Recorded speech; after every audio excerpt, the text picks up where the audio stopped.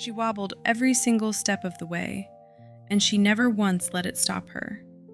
Nobody told Penny she was different, and honestly, that's probably the only reason she turned out this way. Completely, stubbornly, impossibly happy. Every morning in that house followed the same quiet ritual. Penny's owner would settle onto the couch, and from somewhere across the room, Penny would find her. She'd lock eyes. Then she'd start walking over, not wandering, not drifting, moving with complete intention.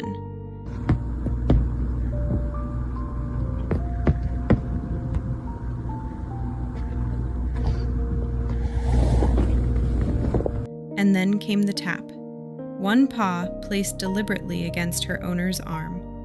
If there was no response, she tapped again, and again, until she got exactly what she wanted. She never once failed to get her way.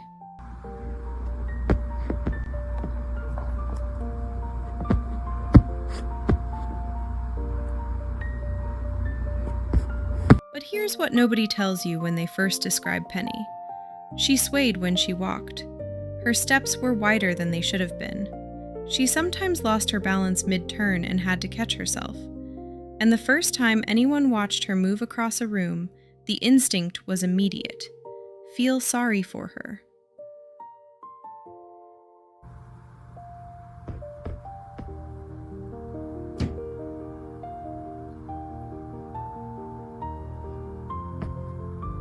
Penny had no idea that instinct existed.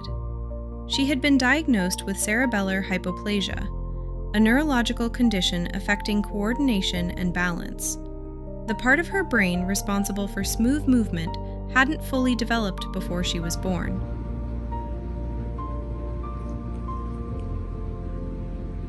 That is the complete list of things this condition ever took from her. Her owner had agreed to foster her temporarily, just for a little while. That was a long time ago. Because what became clear fairly quickly was that Penny had already decided this was her house, her couch, her person.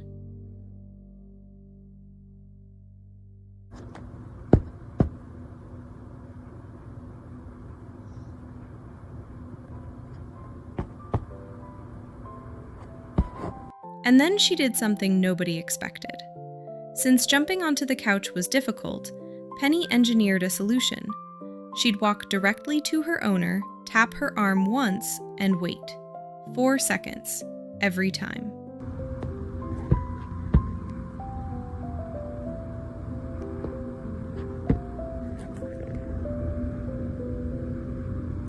Once lifted, she'd settle in with the specific expression of someone who had just closed a very successful deal. She had trained a human being, without anyone noticing it was happening.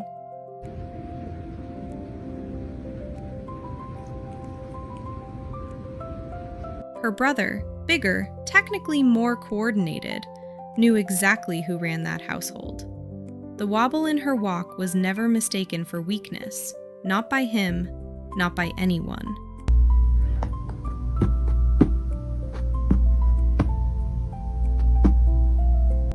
When guests arrived, Penny walked straight into the center of the room, investigated everything, inserted herself into every conversation, and within minutes, whoever had walked in thinking about her condition had completely forgotten about it.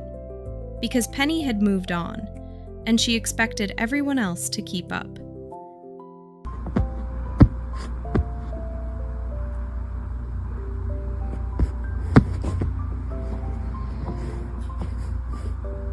She fell, she got back up.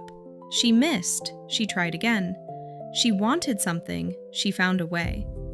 Every single time, without hesitation, without complaint.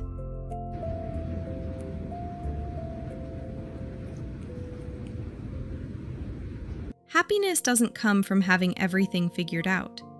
It comes from deciding every morning to walk straight toward what you want anyway. Penny figured that out before she was old enough to know it was supposed to be hard. If this story stayed with you, leave a comment below and subscribe. There are plenty more stories like this one waiting for you.